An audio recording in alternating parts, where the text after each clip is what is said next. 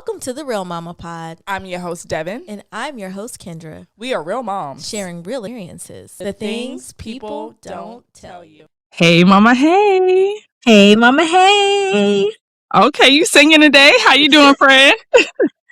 Oh, I'm having a better week. Yeah. Last week was pure hell, but this week, Jesus is in the room.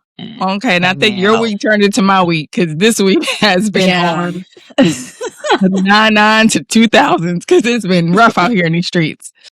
Anyway, if this is your first time listening, I'm your host, Deb. And I'm your host, Kendra. Welcome to the Real Mama Pod. So we have a guest today. You already know, every guest I'm always excited to interview, but this has been a long time coming, like for real. Reschedule after reschedule, but y'all know we are big on alignment. So the episode will come and be recorded when it's supposed to, and we finally locked it in. So we have Lauren Grove here, who is near and dear to us because one, she came through FAMU before us, and she's my pro-fight. And Kendra saw her, or I saw her, and she is just like a trailblazer. Like, event planning is like her thing. Okay, so she be everywhere. And when I say everywhere, everywhere. And she's been doing this for a long time. I think one of the first events I remember is Have Plenty of Brunch, and she had New York popping. You hear me? People would fly in for this brunch, and I feel like you need to bring that back. And we're gonna talk about that. But she's just so many people. She's doing so much for the community, and we're just going to talk about her business and how motherhood ties into that, and how she's able to kind of balance it all because she do a lot and she be everywhere all the time. I'm like, how did she get there? So welcome to the show, Lauren. We're so happy to have you. I'm so happy I'm finally here. It took forever, but I'm so happy to be here. I've been watching you all and the ministry that is this podcast, and so I'm grateful to be a part. Thank you. Well, Devin gave a really good introduction, and I can't wait to talk about the Have Plenty Brunch because I heard a lot about it, never been. But can you tell us, Lauren, what was your journey to mamahood? What did that look like? Interestingly enough, I did not get pregnant until I was 34 years old. And I remember my age very specifically because I was a full-time entrepreneur, and my doctor was super surprised that I got pregnant naturally. I remember her trying to encourage me to freeze my eggs, and I'm like, I don't know if you know how entrepreneurship works, sis, but like I don't have that kind of insurance. Like it would be really expensive. And so my husband and I's love journey went very fast. And, I think that is a blessing in a lot of ways. We kind of learned each other and grew with each other all while going through a lot of like really big life changes. So I think they say there are like 5 major life changes. I had like 3 of them in 1 year. Wow. And so there was just a lot going on. And so when we got pregnant, it was not necessarily planned, but I definitely think it was ordained. And we loved each other, and we were old enough to make that kind of like grown-up decision, like this is where we want to go. We see ourselves being with each other, and we want to have this baby. And so almost a year after meeting each other, our son Mason was born. Wow. And you have one son, or you have two sons? I have 2 sons. Mason is 7. Corey is 3. He will be 4 in June, which is also crazy to think about. We knew that we wanted another kid, but it was a conversation, right? It was like we're just feeling like we're in the groove of what we have now. But I personally did not want to be pregnant after a certain age, and I was like, listen, if we're gonna do this, it has to be now. So so Corey came, and he is what everyone says the second kid is. If he had come first, don't know if there would have been a second, but he keeps us on our toes. He runs the house. We're just literally, everybody's just here in service to him. Listen, those second children, like, whoo, no limits. They're tornadoes. Jay is more chill, though. Jay is more chill, but he don't give them.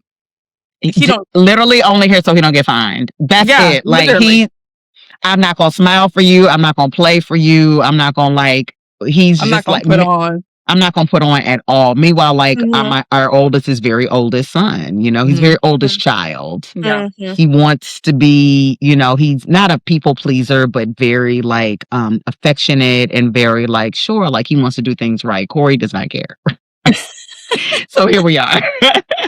I hear you. Balance. It's called Yes. balance. Balance. Yeah, you Yes. can't. Yeah, you do. They balance each other out for sure. For sure. Absolutely. Like when you see those memes of like first and second children, I'm like, dang, that is so true. It is accurate. They're And accurate. like Kendra was saying, Jay is more chill, but like he really don't be caring. I'm like, do you fear anything? Nothing like, at all. You don't care. I think that's the generation though. Like this generation of kids is very fearless. Mhm. Like, and I don't know if that is due to our increased freedom as a generation, but I feel like our children are not they, by the time they were born, there was already a black president. There was already, Right. all of these things. And so in their minds, this is something that's easily attainable. Right. And so I think that ties into a lot of their fearlessness. It's a really good perspective. I never thought is. about it that And way. we're raising our kids differently than how we were Yes. raised. It's like Absolutely are. yes, Absolutely a lot are. different. So that Yes. plays into it as well. Yeah, that's true. So when you talk about being a mom, how has that influenced you to even dream bigger? Because to me, like you've done a lot, and then it's like once you became a mom, like it amped up like 100. So how has that? I'm like, how did she do this? So how has a mom influenced you to dream even bigger? I mean, I think the concept of legacy is really important to me, and I went through, as I feel like all moms did in the very beginning of having my first child, of like trying to figure out who I was. And there were a couple of things that I wanted to remain true, right? Like there are things that I enjoyed that I wanted to keep on enjoying. There are, things that changed about who I was at my core. And now that I'm living for someone else, I think also kind of being like pregnant and engaged and a mom and then married, like all at this one time, there were a lot of changes happening. And so I had to figure out how to define motherhood for myself. And there was a lot of, sometimes there's a lot of guilt that ties into that, right? Like there's this concept of like, well, other moms don't do this or other moms don't do that. And, the first rule that I told myself over and over again was these kids actually don't need much. They need our love. They need to be fed. They need a, warm place to lay their heads. And that's pretty much it. All of the other things are fluff. And once I realized that my measure of whether or not I was a quote unquote good mom, and I use good mom really loosely because I think all of us are good moms. Absolutely. But the quote unquote good mom that you may have seen on the internet or seen on TV is going to look different than how you define motherhood. And how I define motherhood is like, I may not get it. There is no day where I'm a great entrepreneur, a great wife, and a great mom. Like I'm not all three in one day. As much as I would love to be, as much as I try to be, I'm not. And so my definition of motherhood is like, are they clean? Are they fed? Are they happy? Right. Like I won today, right? Like I won. Tomorrow I'll try to work on the other stuff, right? Tomorrow's a new day. I say that often. Tomorrow's a new day.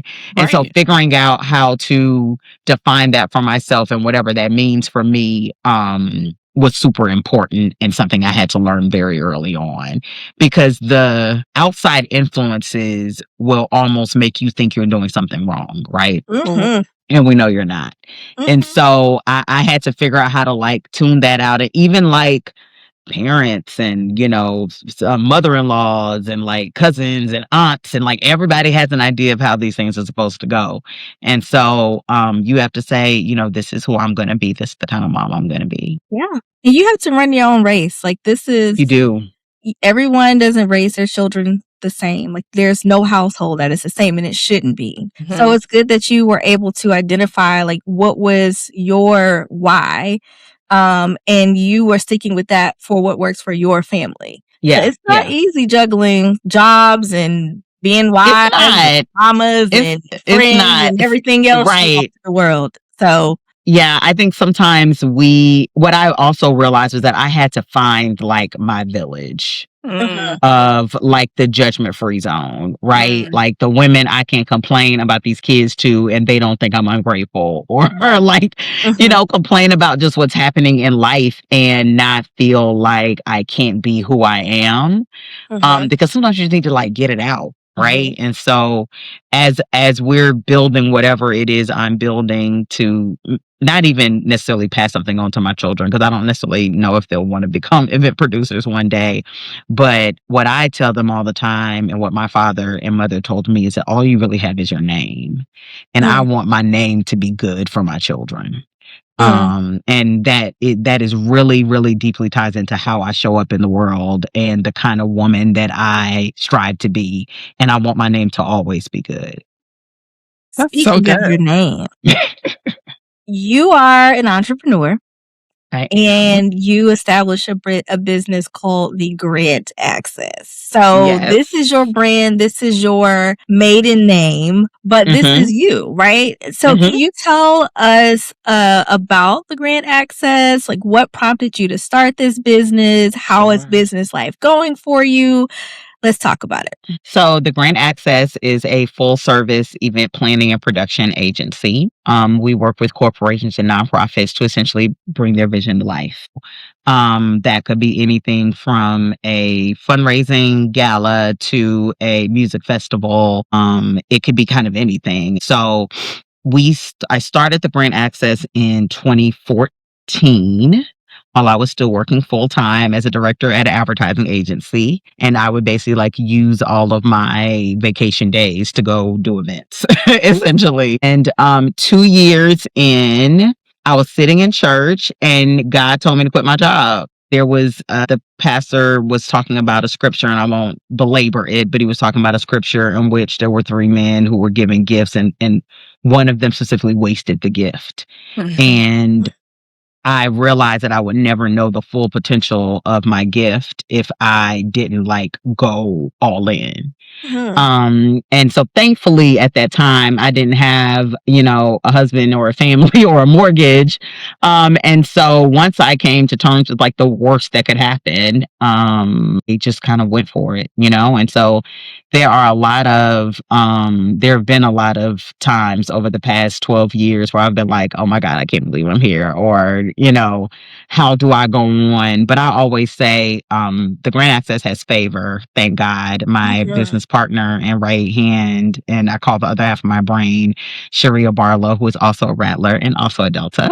Our running joke is that TGA has favor. At the end of the day, TGA has favor. We have been kept through global pandemics when other companies have not made it.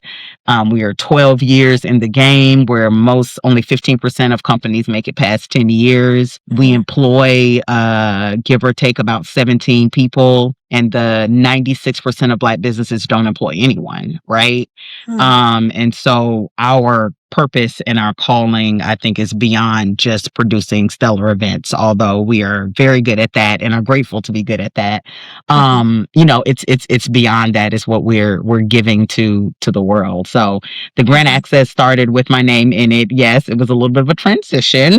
For a while, my signature said Lauren Grant Grove because I had to get people used to the Grove.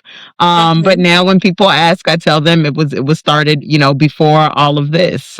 But it has a lot of meaning. It's a play on words though. Like gaining access. Yes.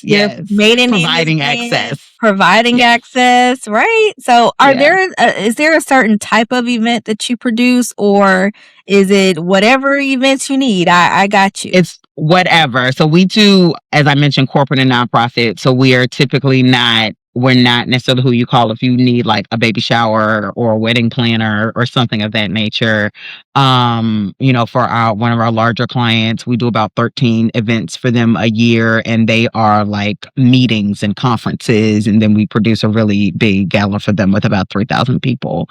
For another client of ours, they were rolling out an initiative within their company, and they kind of wanted to do a tour around this initiative. And so we implemented that tour for clients like Live Nation Urban. We help them with their festival production and the things that they do do there that could run the gamut from talent management to signage to anything in between. So we focus on anything within the realm of nonprofits and corporation events and Is experiential. this nationwide or only in the This North? is globally. We will go wherever somebody pays us to go.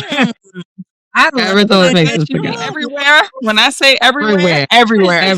Everywhere. Just We in will go case people are anywhere. listening, like, Let's said we will use go her everywhere. services. I wonder if she Yes. can do an event in Osan, Japan, and Anything. Our first global event was actually in Kenya, on a trip that I was on with a large number of people. I had really just started my company, and again, a fellow Rattler came to me and was like, "Hey, I want you to do this event here," and it was fun, But that was like our first event, our first global event, national event, and it's just kind of taken from there. Wow, Rattlers gonna look out every time. Every single time. Every single time. Okay, so when you talk about entrepreneurship, there are a lot of highs and a lot of lows. Yes. So, I want you to talk about that a little bit. Tell me one of your biggest highlights, and then tell us about something that no one kind of warned you about. Yo, what the F? I'm about to give up moment. I think that probably we've had a lot of highs, if I'm being honest with you. There have been a lot of moments where we're like, again, I don't know how we're going to get through this, but we did. Mm-hmm. And there have been some really, really great years. We've had some amazing years of work. I don't know if there was just one high. I think that as our company has grown, and we actually hire a decent number of moms and stay-at-home moms specifically, and moms get stuff done, right? And so kind of meeting our team members' families and their spouses, and they work really hard for us. Those are really, really big moments for us. I would say one of my proudest moments as an entrepreneur is when the Grand Access turned 10 years old. We took our team on vacation to Jamaica. And they worked really hard, and we invited their spouses or partners, and we just had a really great weekend. And it was our way of kind of saying thank you for the last few years of craziness, but also we appreciate you, right? And you deserve this time. And to be able to say thank you to your spouse who allows you to be on the road with us, weeks out of the year. It was a really big moment for us, I think. The lows, I want to quit my job that I gave myself probably, once every 2 months or so. Being an entrepreneur is very challenging. I'm always I look at Sharia, I'm like, can I quit? She's like, you can't quit, sis. This is yours, right? And she's like, this is not how this works. There have definitely been times where I'm like, I don't know what the outcome of this will be, right? Mm-hmm. But I see it through. Right. And I think that is probably the biggest. I remember a specific moment after I quit my job. My last day of work, I literally could not, my boss knew I was leaving, but I could not for some reason press send on my letter of resignation. I was having a moment, and my girlfriends got on a conference call line and literally prayed me through pressing send. I pressed send, and I went into 3 big event weeks. I went to producing an outdoor festival, to doing some stuff for Essence Fest, and I think I had one more event. And I got home after all this travel, and I sat on the couch, and I was like, I don't know how bad I can cuss on here, but I literally was like, what the fuck did I do? I was I don't think it hit me. There is not a check coming in the next 2 weeks. Right. You know what I'm saying? Yes, you've been paid for these things that you've done, but from a long-term perspective, no, literally, what are you going to do? Right. And I just knew that God told me to do this, and he's never forsaken me, right? And so I had to push through it, but thankfully, this is why you got to have a village and people in your corner and people who have not only experienced this, but also people who can speak life into you. Because I have a very, very amazing girlfriend named Camille, who is a life coach for female entrepreneurs. And I had never needed her services in the same way in the past. But I called her and I was like, I need you to talk me off this ledge because I'm literally about to go apply for a job. Like, I cannot believe I did this. Right. And she talked me off that ledge, and the rest is history. That was July 2016. So I've been a full-time entrepreneur this year, 10 years. That's awesome. Wow. Congratulations. Thank you. Devin and I both we've gone through that phase of quitting a job with nothing lined up. Yes. It was like, and you're like, in our spirit, goodbye, 2 weeks. right. Adios, I will figure it out. And it's not comfortable at all, but I think God puts us in those positions to lean on him more. And thankfully you listened that one day in church, because now you have been successful in owning this business for 10 years, this global business. So shout out to you and your village. And I actually want to talk more about your village because you've mentioned them a few times throughout the conversation. So can you share a little bit about what your village looks like? But also, you are married, right? You and your husband have been together for a while, but you had this business before your husband came around. So if you could also share with us like how he has supported you in sustaining your business. And just a little bit more about your village. So tell us what they look like. And I mean, it's interesting because I think Jason is like at the top of my village, right? Like none of this works without him. Like this was happening before him. I was traveling before him. I was doing all these things, a lot of these things before him. But as our relationship grew, so did my business, right? And so by the time he came into the picture, like we were rocking and rolling, right? And so there was a lot of transition for me. And, his friends don't have wives that, travel a third of the year, right? He doesn't, most of his friends don't have wives that like can't do pickup and drop off all the time. And so his support and flexibility and understanding that this isn't like just what I love to do.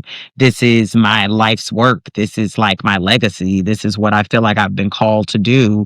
His understanding of that has, I think, allowed him to stretch and grow in a lot of ways, in a lot of non-traditional ways, right? Like when I'm home, we still doing dinner. I'm still making plates. We still doing all the things, right? But last week I was gone Monday through Friday, right? So what did that look like?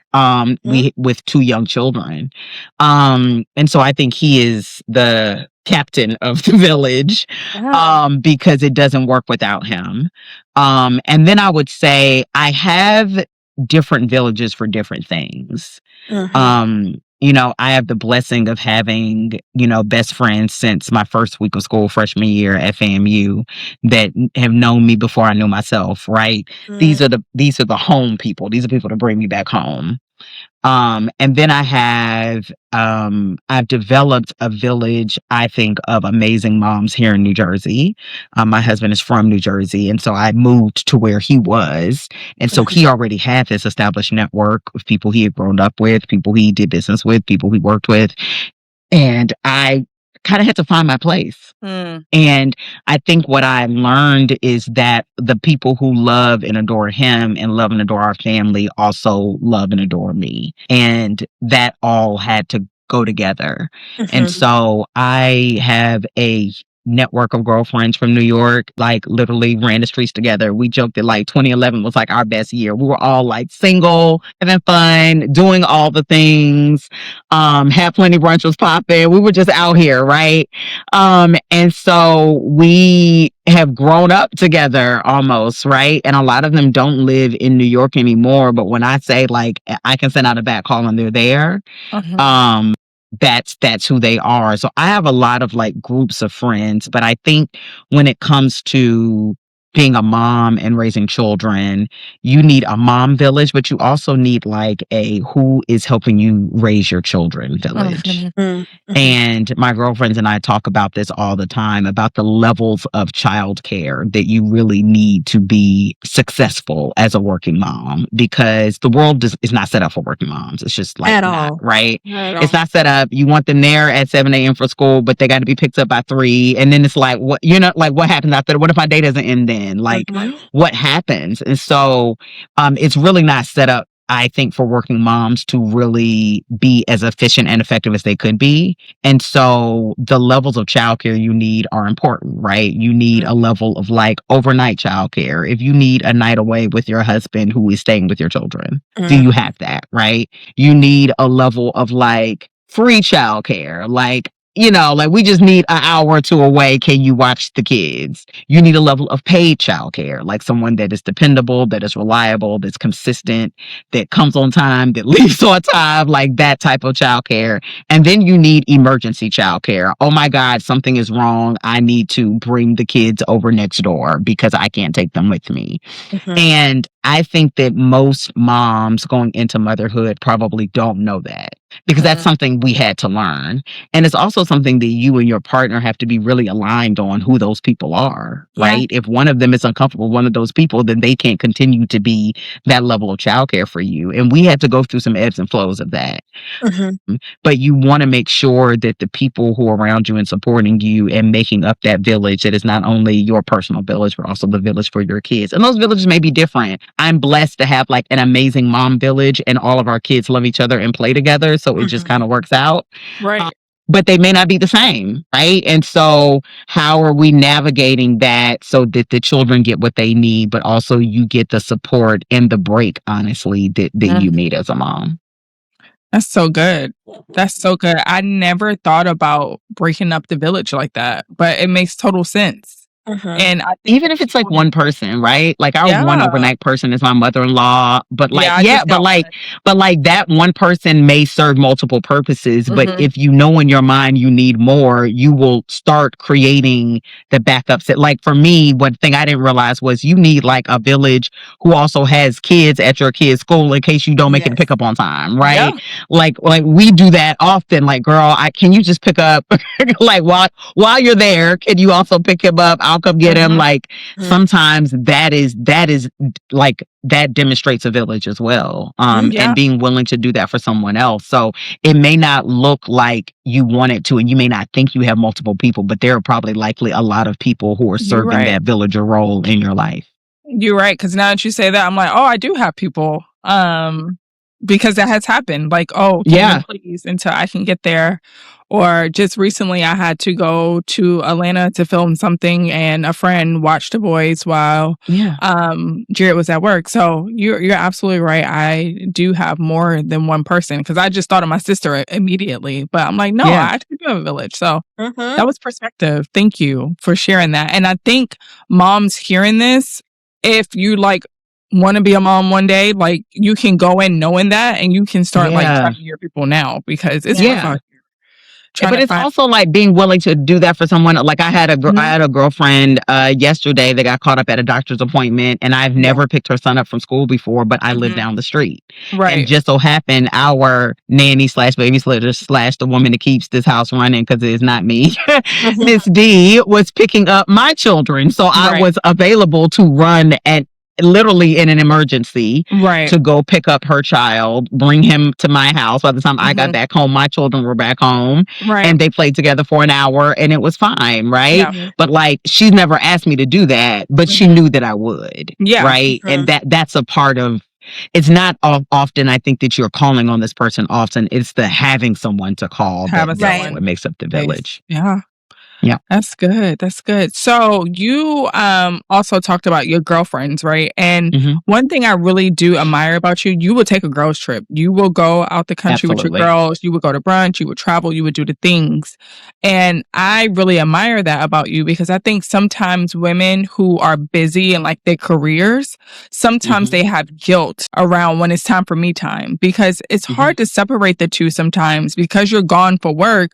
I'm not gone for leisure, but I'm gone for work.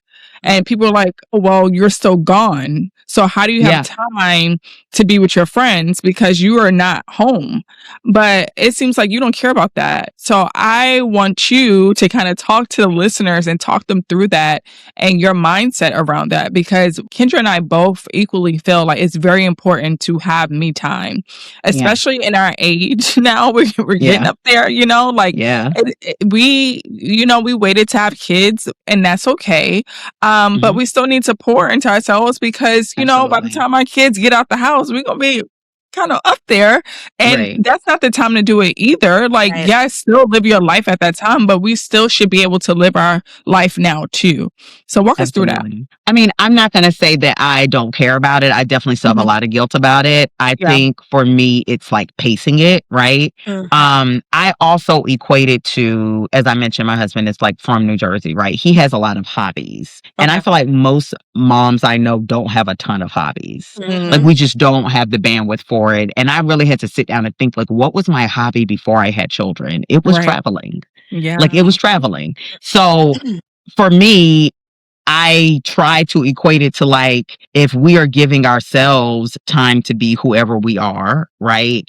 The way he does that may be like, weekly dinner and cigars with his homeboys. Well, like, I don't see although I have a network of friends here in New Jersey, like my best friends, like I don't see them often, right?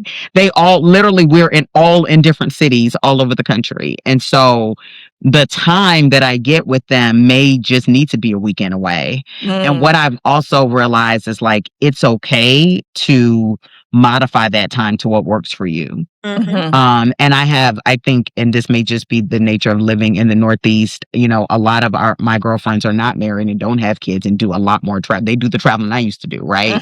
And so if they're planning a trip, maybe I can't go to Morocco for 9 days, but I can go for 5, right? Like, maybe that means I get there early and I leave a little early, right? But I still get the experience. And so for me, celebrating people is really important to me. Like, in the core of who I am, celebrating people is really important to me. And so whenever I'm able to do that and to celebrate friendship, I try my best to make it work. Does it always work? Absolutely not. But, that has to work within your relationship and your marriage as well, right? Like, my husband doesn't like back-to-back trips. So, like, if these trips are back-to-back, we'll have to figure something out, right? Maybe I have to say no to this one. Maybe I have to do something later on. Maybe it's, again, like a very quick, I'm going on a work trip and I leave a day early.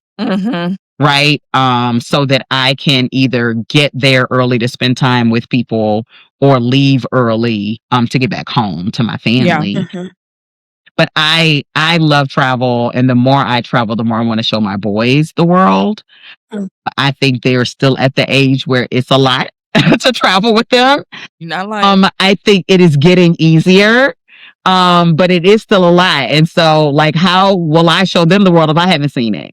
It's like, So I'm trying to, right. I got to go first. Let me feel it out. Right. So I try to make time for that, but I also, these are people who have been there and stood in the gap for me. And if we can figure out a way to reconnect, I went on a trip last year with my girlfriends from, one of them I've literally known since I was in kindergarten. Okay. The other two we've known since we were in middle school. We had not hung out together in probably 12 years. Wow. And we went on literally a weekend trip to Napa. And by weekend, I mean I think we flew in Thursday night and left to fly back Sunday. It was the quickest trip. We had a ball. It was just the right amount of time, right? Everything doesn't have to be a 2-week vacation. Right.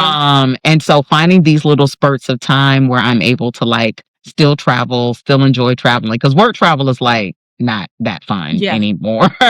But still travel, still enjoy my space, still enjoy people who have known me forever. Right. That is where I refill my cup. Yeah.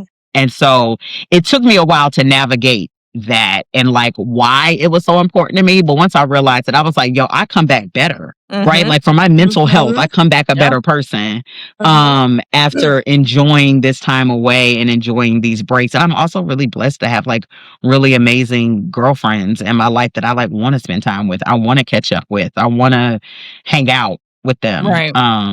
And so that's kind of how I've tried to navigate it. Yeah. I travel a lot for work too, and sometimes it could be a lot. You do have that guilt sometimes, but you also enjoy that time where it's like, you know what? I can actually sleep in this bed. Yes. Nobody's And nobody me. little is coming, right? Nobody's coming to get in. And run, like, no, it's just me. So I take full advantage of those days. Yes. But I agree with the idea of wanting to show your kids. Like, I always look for ways that I can incorporate, bring my son and my husband on work travel. And we plan to do a lot of that this year.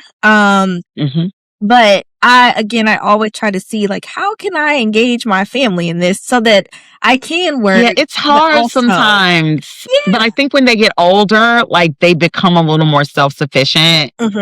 And I think it becomes easier. I actually enjoy traveling now with my 7-year-old. The 3-year-old, I'm still like, all right, okay, we gotta, like, they still get a little cranky. They still, but like the 7-year-old, like we call them Mommy and Mason adventures. So we've been on like a couple of like little weekend trips where I've had to like go away, or maybe I'm going home to South Carolina to visit my parents. He's out of school and Corey's not. And so I'm able to like kind of bring him along. So I think most of my work, my children can't attend and see.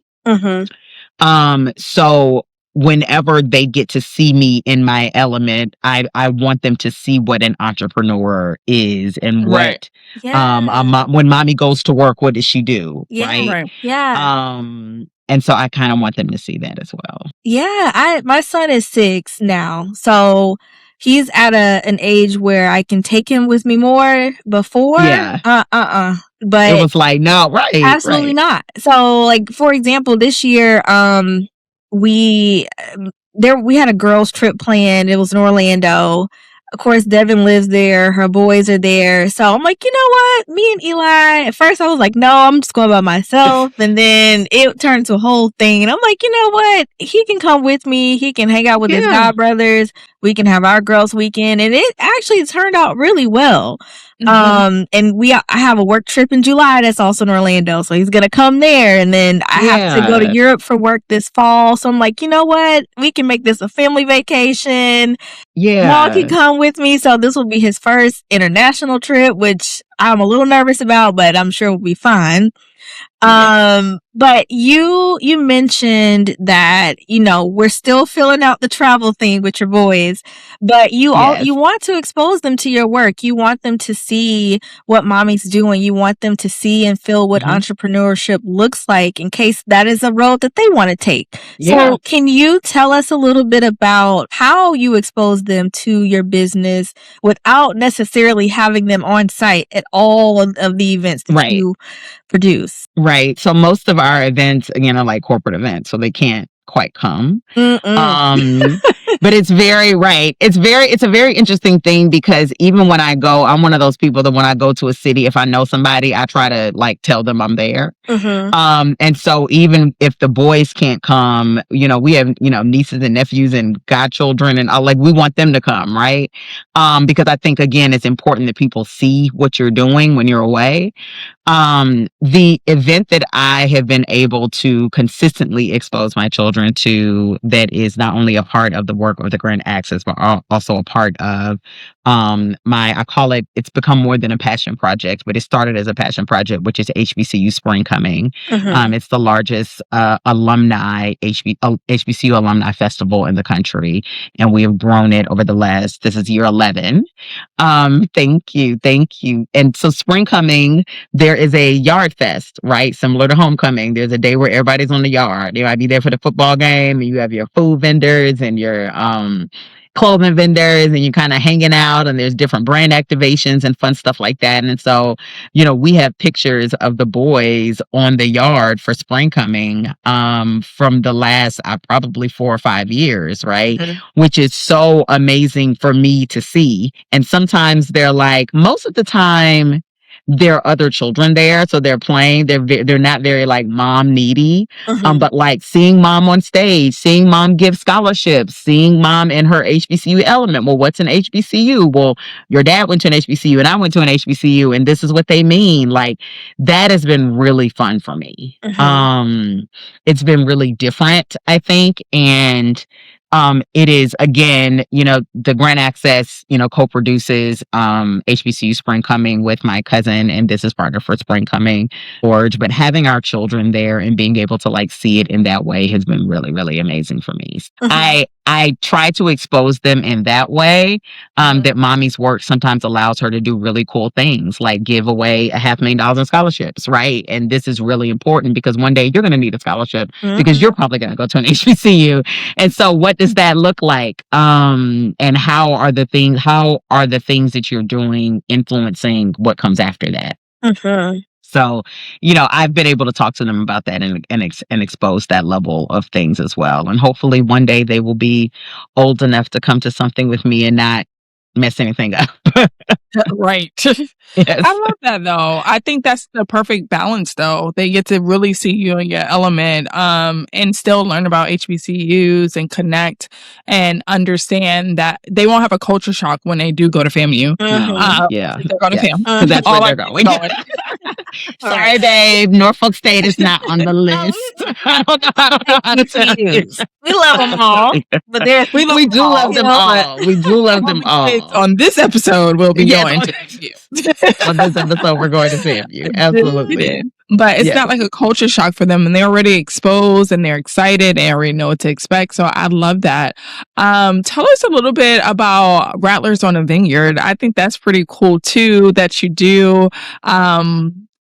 Kendra and I will go to Martha's at some point. And Spring Coming. I want to go to Spring Coming. Listen, we can do all the things. Go to all the things, but these are the things that's on our list, and it's just so inspiring to see like Black people at these places and in these spaces, and you don't always see that, but you are creating a community where people are being seen and heard, and others want to join in, So tell us a little bit about it. Rattlers on the Vineyard is another passion project. Rattlers on the Vineyard actually started over brunch, coincidentally, with some other Rattlers. And Hope Jones, when she was at FAMU, she was Hope Hampshire, a former Miss FAMU, and Derek Heck, who was former student body president.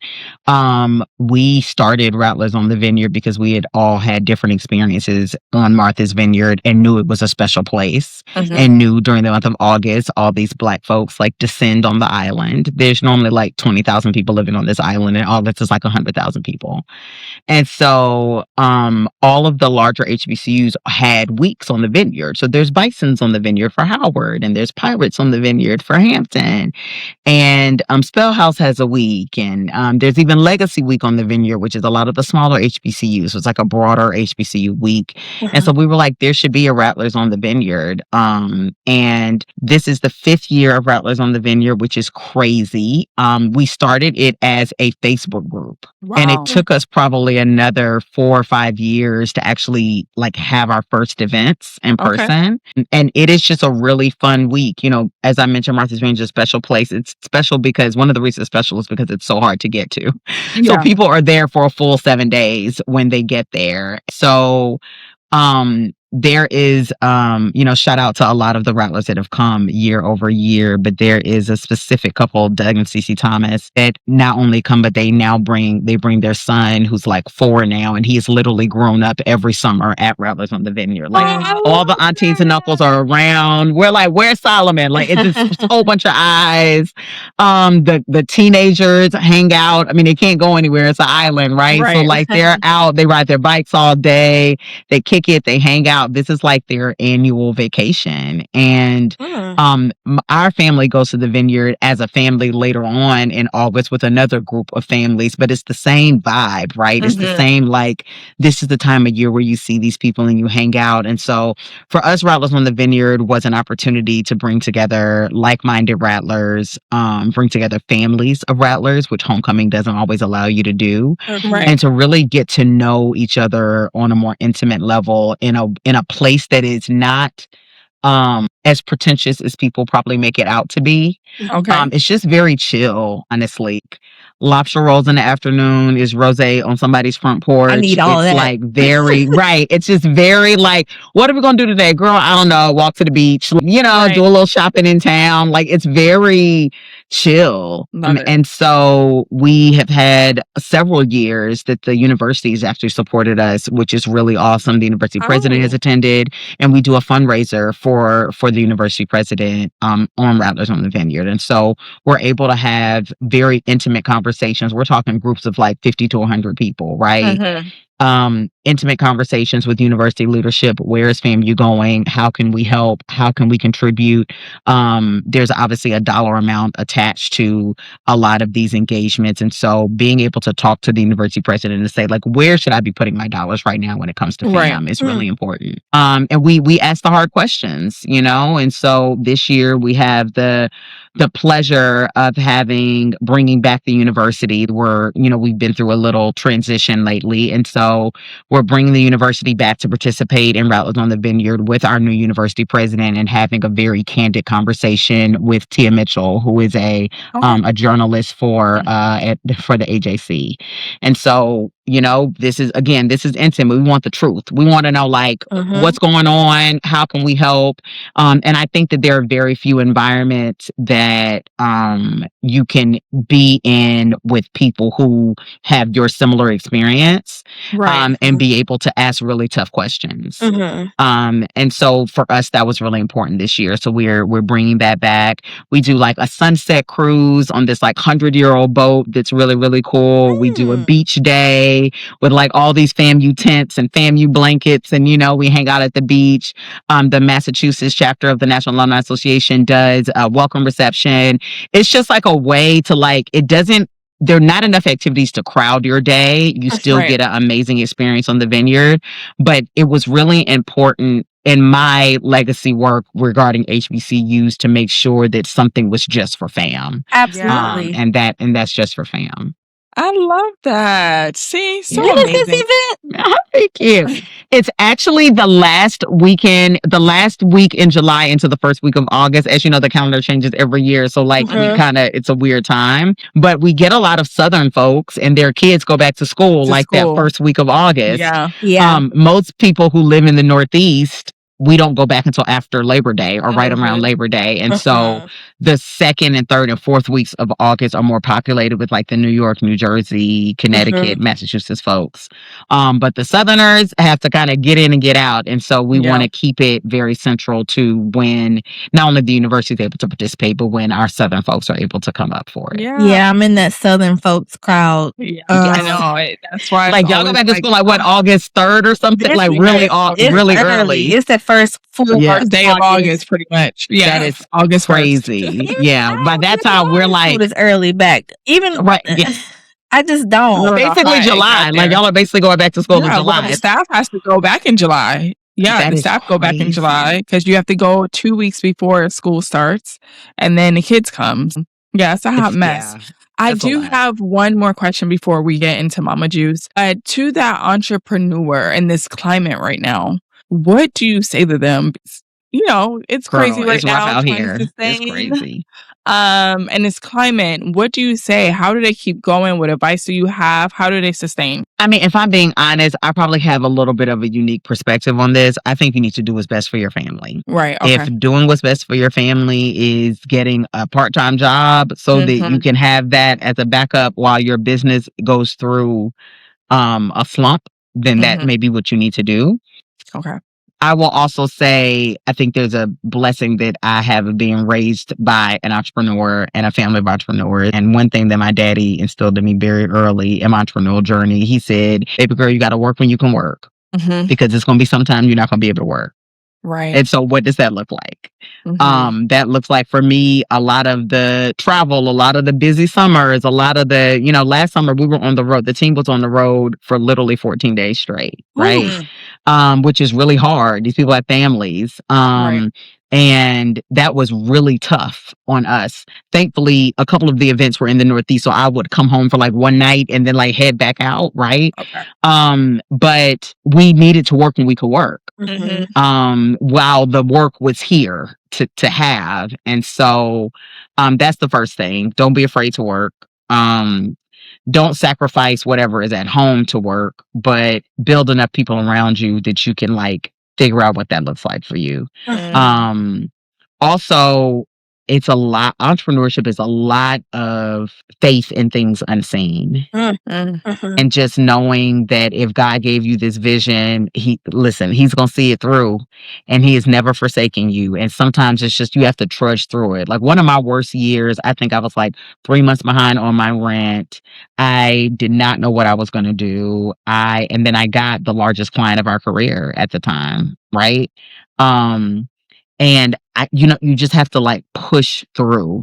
Right. And it sounds it's very hard when you're in it, but having I don't know how this is going to happen, but it's going to happen kind of attitude is really the only way to sustain yourself, especially in this climate when it feels, very uncertain. A large amount of the work of the Grant Access, even with the larger corporations that we've worked with, like the Paramounts of the world, the Nikes of the world, our work is still focused in Black and brown communities. And so a lot of that work has trickled out because whole departments have been laid off, right?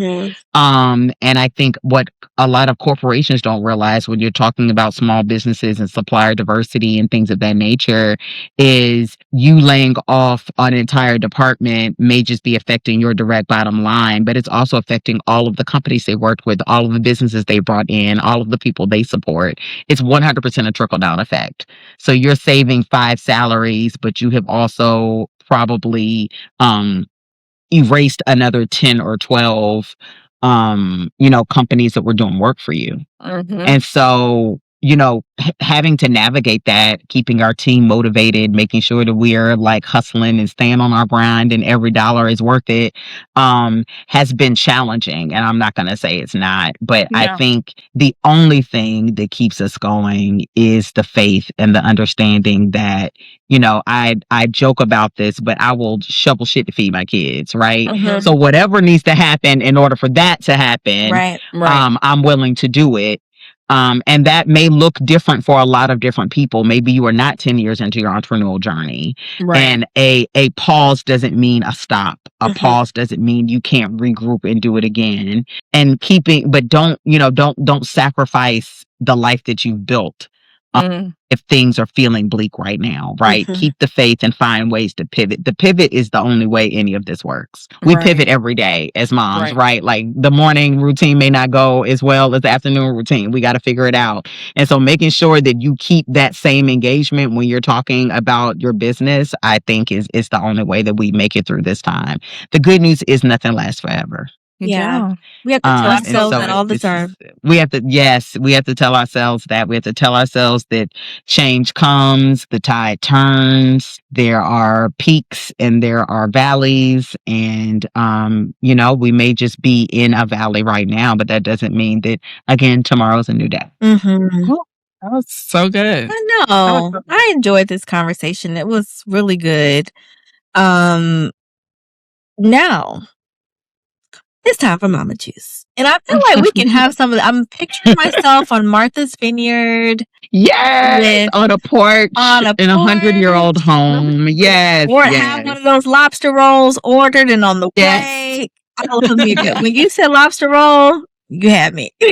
I have one every other day when I'm on them. That is like the one thing that I have. I love a good lobster roll. So if this is your first time listening, Mama Juice is my segment of the show.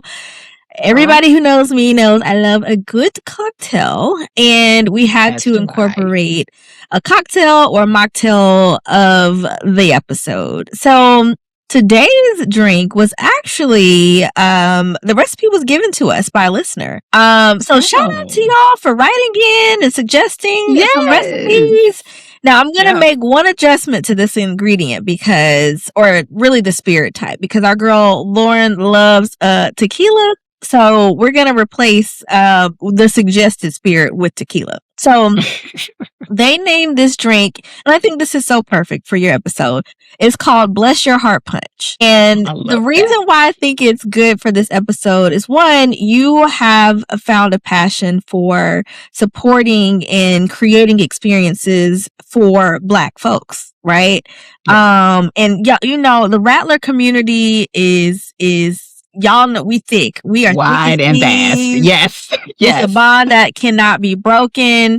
And bless your heart for creating and building out experiences for Black folks and for our Rattler community. So this name is so perfect. And you're a Southern Belle. So, you know, in the South, you say, to my core. To my core. Bless your heart. This is just Southern lingo. So let me tell y'all what's in the drink. If you want the cocktail version, this will be 2 ounces of Reposado tequila, 2 ounces of pineapple juice, 1 ounce of fresh lime juice, not bottle, fresh lime juice. Not the concentrate. Yes. Right. We don't want no concentrate. We want the fresh squeezed lime. And you splash it with some sparkling water. And this is called the Bless Your Heart Punch. Now, the person who wrote this in, they suggested bourbon, which I'm a bourbon girl too, so I love bourbon too, actually. So we could do either. We could do either. Yes. So bourbon or tequila. But if you want to have a mocktail, you can totally have this drink. Just remove the spirit. Pineapple juice, fresh lime juice, and sparkling water. And that is the Bless Your Heart Punch. I have to make that soon. That sounds very refreshing. The pineapple juice. Makes me feel like vacation. Yeah. Makes me feel like vacation. For sure. Yes. You know, we're going to get there. We're going to get there. Yes. Yes. Yes. For sure. Yes. I love it. So if this is your first time listening, my favorite segment is Mama's Corner. And we actually had somebody write in. So y'all are doing the things. Y'all showing out today. And so we do have a question. And for those who are listening, if you ever want to write in, you can write in at mama@therealmamapod.com. And so this one is for Lauren. It's a dad writing in, okay? So he says, for the dads trying their best, but still messing up, what are the top 3 things husbands should definitely not say during a parenting disagreement? What is the difference between a helpful dad and a hero dad in your eyes? Ooh, I like that last part of the question. Yes, a helpful dad versus a hero dad. Okay, so I'll start first. The top 3 things. Yeah, top 3 things. Now, some of these are definitely personality driven. You got to know your wife, know the mother of your children, right? My pet peeve during a parenting argument is when somebody tells me to calm down. Ooh. I'm like, please don't tell me that. Because I'm calm. Don't tell me that. Because this is actually calm. It may not be calm to you, but this is like actually calm. This is the calmest I'm going to get. So you are still breathing God's air. So you are still breathing God's air. This is calm.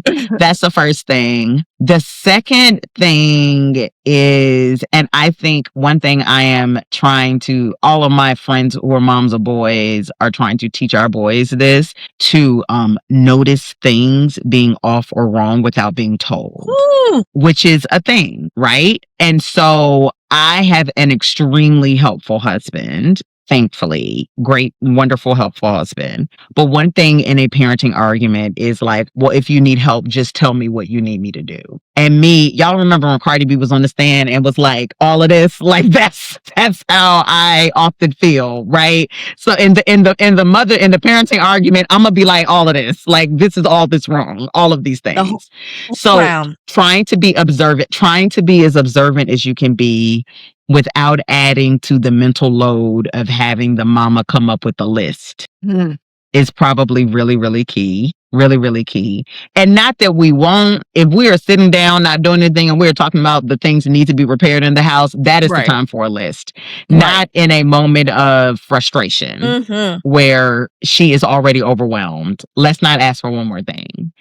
The other thing that you should probably not say, and I have friends whose husbands say this, my husband doesn't necessarily say this often, but that whole like, well, you're just better at this. We're all adults. We're all figuring it out. That is the first lesson I learned in motherhood. Actually, none of us know what we're doing. We are literally making it up as we go along. Nobody is better at any one thing than the other person. The same way you're going to figure it out, I'm going to have to figure it out too. So let's either figure it out together or by all means, feel free to go figure it out on your own and come back with a solution. We are solution-oriented people. Love it. I think the response to that, though, from the mother side that I had to learn very early in marriage is that just because it is not done your way does not mean it's done wrong. You right. Call us out too. You're right. It might not be your way, sis. It might not be your way. That doesn't mean it wasn't done.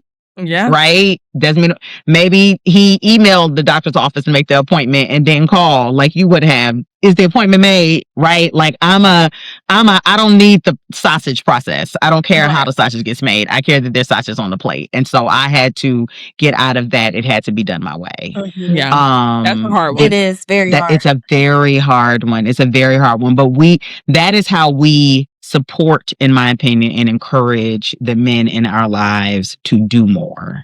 You're right. When we are not judgmental or critical about the how. Like, let it be done and be happy it's done. Right. And a lot of times, at least for me in marriage, one of the pieces of advice I got, shout out to my cousin Jovi, she told me that marriage is the mirror held up to you that you never wanted to see. So a lot of the things that get on your nerves about him, you also do. And what does that look like in engagement in relationships, right? So I would say a helpful dad is observant. And I think y'all are a little younger than me, so you're probably not in the realms of perimenopause that most of me and my friends are right now. But that is one of the, like, your hormones, or something like that. Girl, your hormones are like WTF. You're like WTF. Like, I don't even know why I'm mad right now. Like, you're just mad. You're just figuring it out. And so, being transparent about that, not being afraid to communicate to your partner, hey, I actually don't know what's wrong with me, which sounds crazy, but sometimes you don't. And these are things that they don't necessarily have to deal with. And so as much as you're able to bring him along on that journey to make him realize, hey, like, these are the things I need to step into, because she doesn't even, she can't even control how she's reacting to things right now. I think it makes for a very helpful part. Those are some good responses. You said everything I would want to say. So that was good. Right. The calm down thing, though, that one right there is calm down. It Lord, grinds my gears. It's the observant for me. Just look around. Look around. Like Cardi said, like, read the room. Read the room. Everything's wrong. Everything and nothing.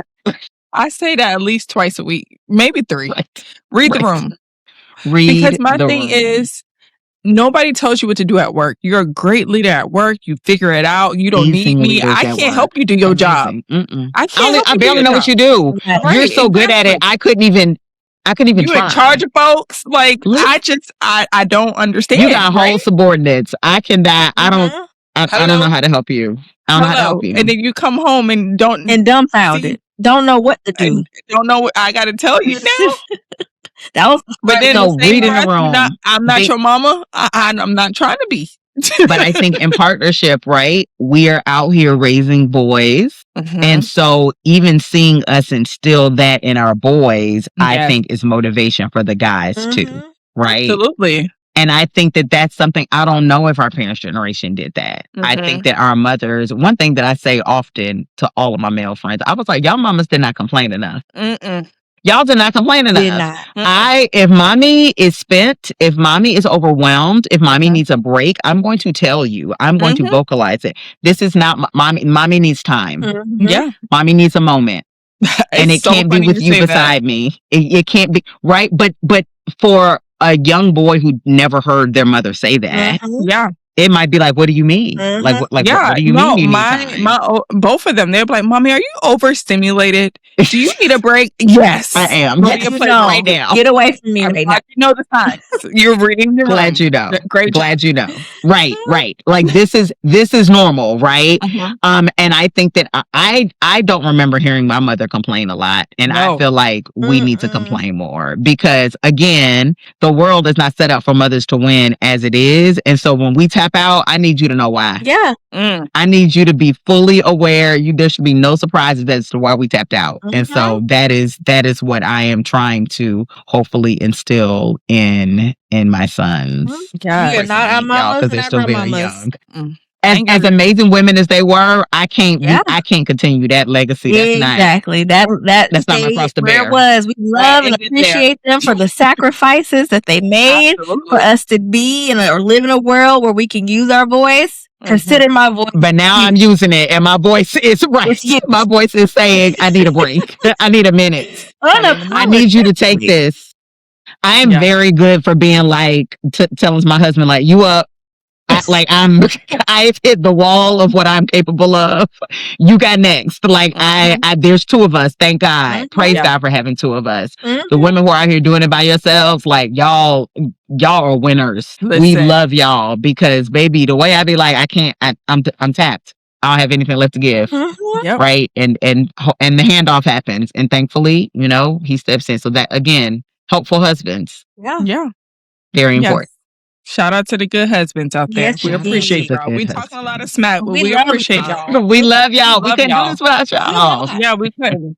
Couldn't do it. Well, this is great. Yes. Would not, could not, should not. Right. Would not. Because listen, right. I am solo this weekend holding on by a doggone thread. So it's just, listen. But this was a great conversation. It was. You definitely blessed the pod. We can't wait to have you back. Thanks for keeping it real. And I'm sure at the Vineyard.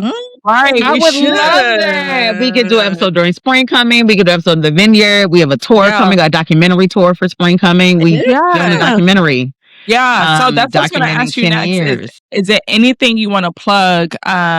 Just let our listeners know what you have coming up next, how they can find you, all of that. Absolutely. So Spring Coming has awarded, I think we're at $700,000 in scholarships to students who are attending HBCUs in the fall over the last 10 years. And my co-founder, George 2.0, who's also my cousin and a proud graduate of Morehouse, he is a creator. And I think a lot of people don't understand what it takes to get something out of your head and like into the world. And that's what we did with Spring Coming. Spring Coming also started after brunch. I was sitting on my couch after church with my cousin who's his wife and just talking about homecoming. And so what we've created in this festival, in this multi-day festival in 3 cities is honestly just our pride and joy. And so George, unbeknownst to me, or beknownst to me, has been clipping microphones to me for the last 10 years, documenting all of the struggles of what it takes to build something. And so he's created an amazing documentary that we are taking on tour and hopefully, knocking on wood, entering into some film festivals next year. And so we are doing a celebration of that documentary and a celebration of what creativity in HBCU culture looks like. And so it is in all 5 cities. It's a panel discussion. It's the screening of the documentary, and then it's a kickback because we got to have a cocktail after we do all of that good stuff. And so we will be in Atlanta April 22nd, in Portland, Oregon April 26th. In LA on May 2nd, in Miami on May 15th, and back in New York on May 19th, in partnership with the United States Tennis Association, who is still supporting DEI efforts, which is really, really important to know. And they will be doing tennis events in 3 of the cities. So this year, we are excited. This year, literally in a month, we're kicking off. Yes, kicking off this tour. So come see us, come experience the documentary. It's not a long documentary, but it's really impactful. And we're just really, really proud of it and want to get it out there. So we're not doing our typical 3-day festival this year. We're doing something a little different, and really trying to get the documentary out there so that we can talk about what the new level of HBCU culture looks like and what legacy will look like for us. Okay. Love that. Love it too. Well, this was amazing. Thank you again for your time. And until next time, mamas. Bye. Bye. Thank you.